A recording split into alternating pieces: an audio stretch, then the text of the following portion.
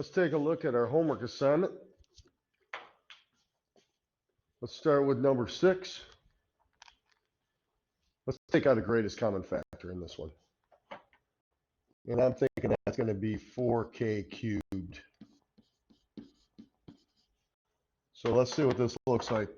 Let's take that out. Do our division, subtracting exponents. Now that's going to be able to be factored one more step, because what I see is a difference of 2 perfect squares. So I'm going to factor that down. There's the square root of k squared. There's a square root of 25. Alternate signs. There's the answer. Okay, on to number 11. Once again, let's look for a greatest common factor. All right, I don't see a number. However, I think we can take out a w to the 8th.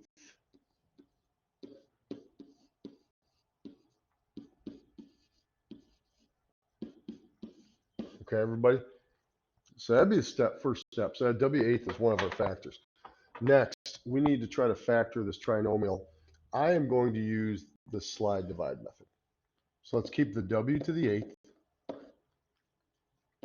Let's rewrite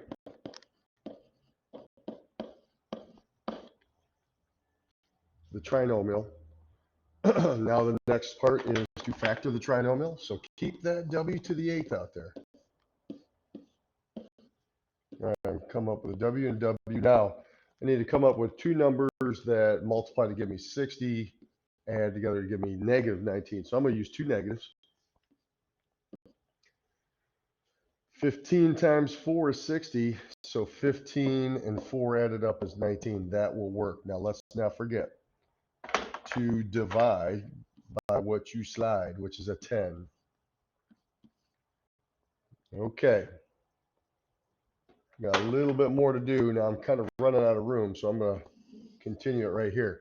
My w to the 8th, still there. I am going to reduce my fractions.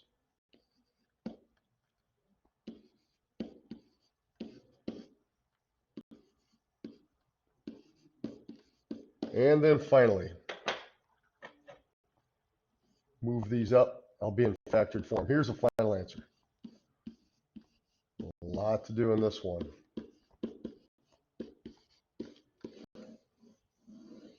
Alrighty.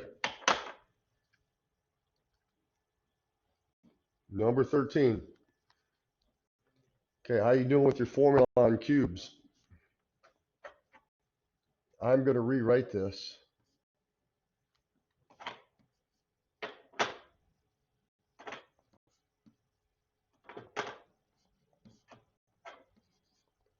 Okay, now that's the way you should think of this. It can be a binomial and then a trinomial. All right, let's get to it.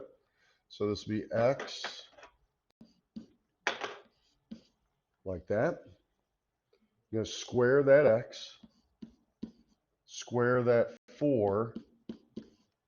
Middle term is going to be a minus, and you're going to multiply those 2 terms together. There you go. It's all about the cube root.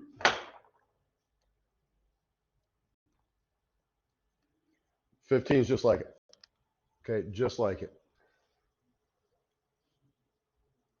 So this is going to be written like this. G third minus, okay, 9 to the third. So 9 cubed is 343.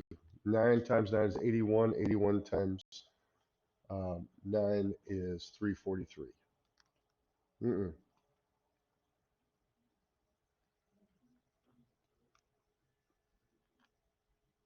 No,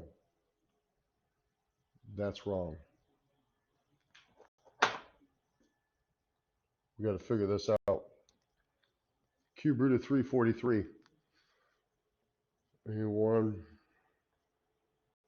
Okay, it's not coming to me off the top of my head, so I need to do a cube root of 343. So if you've never done this on a calculator, I'm going to show you right now. All right, so here's the way you do this. You should have a root button. So I'm going to put my 3 in there first. Watch how I activate this.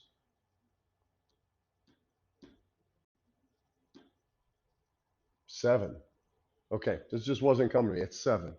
7 times 7 is 49. 49 times 7, 343. Okay, so it's 7. So let's redo this. All right, here we go. So this is going to be a binomial and then a trinomial. I'm going to put g minus 7, square my g, square the 7. Now alternate the sign in here and multiply your 2 cube roots, and there you go. The hardest part of that was finding the cube root. After you know this formula, it's pretty easy to use. 4 terms, right? It's got to be grouping. Got to be grouping. So let's group. This sign right here is a positive, so nothing I need to worry about with changing signs. Let's get a greatest common factor. I'm going to say it's a y squared for this first term. And over here, 6. All right, you see you have a couple y minus 5s. So that will be one factor, and then y squared plus 6 is the next. And nothing can be factored any further. That problem's finished. 27 is a different story. Sure, I assigned this one because of the fact that when you group this, check this out. Okay, you ready for the next grouping? Right there, that sign has basically made me factor out a -1. So that's got to be a negative there. All right, let's get into the greatest common factor. Let's say x squared over here. Drop down that minus. 4 will be the greatest common factor here. You can see how I've got my x minus 8s left over. So that's the greatest common factor. And we're not going to be done here because that x squared minus 4 can be factored farther. It's a difference of 2 perfect squares. Square root of x squared, square root of 4, alternate your signs. There it is.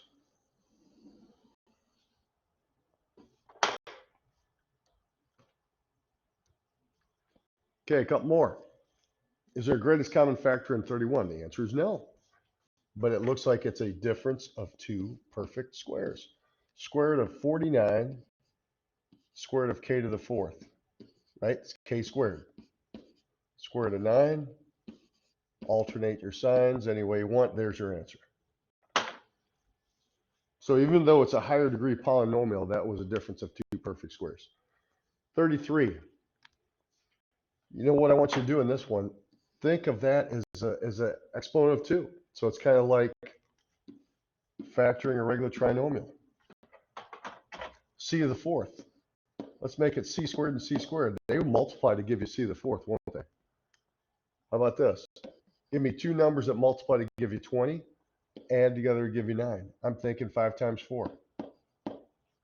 That problem's finished. I know the typical question is going to be, hey, what about that c squared? How am I going to get that? Well, I want you to go ahead and do a FOIL method on that problem. You'll see you actually get that as an answer. 35. There's no greatest common factor that I can see. Maybe there is. But I'm thinking I'm just going to go ahead and do a difference of 2 perfect squares. There's my first square root, right, everybody? Here's my next one. Now, I could have taken out our greatest common factor because now I could see that this first factor cannot be factored any further. But this one over here sure can. Square root of 4z squared is 2z and 2z. Square root of 9 is 3 and 3. Alternate them. There you go. So if you're missing some of these because you're not factoring again, farther and farther. That's something we got to correct, right? Okay, I think this might be the last question. It is.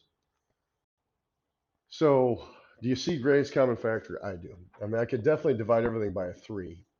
And the lowest exponent is r squared. Divide everything by 3r squared. And you would get r to the 6,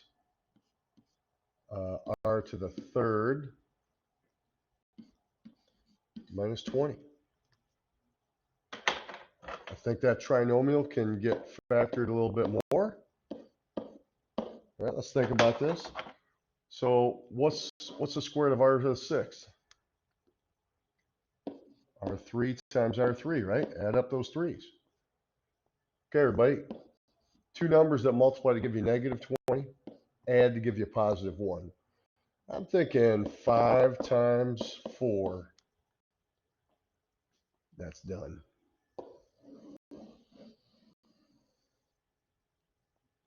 Questions?